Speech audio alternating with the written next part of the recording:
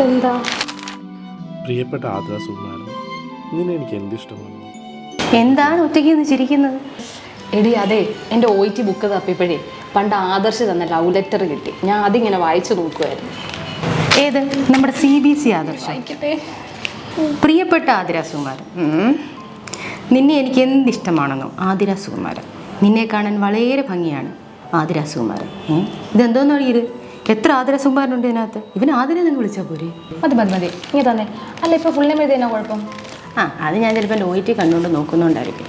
പുതിയൊരു അപ്ഡേഷൻ വന്നിട്ടുണ്ട്. 16 years and below നമ്മൾ ഫസ്റ്റ് നെയിം മാത്രമേ എഴുതുള്ളൂ.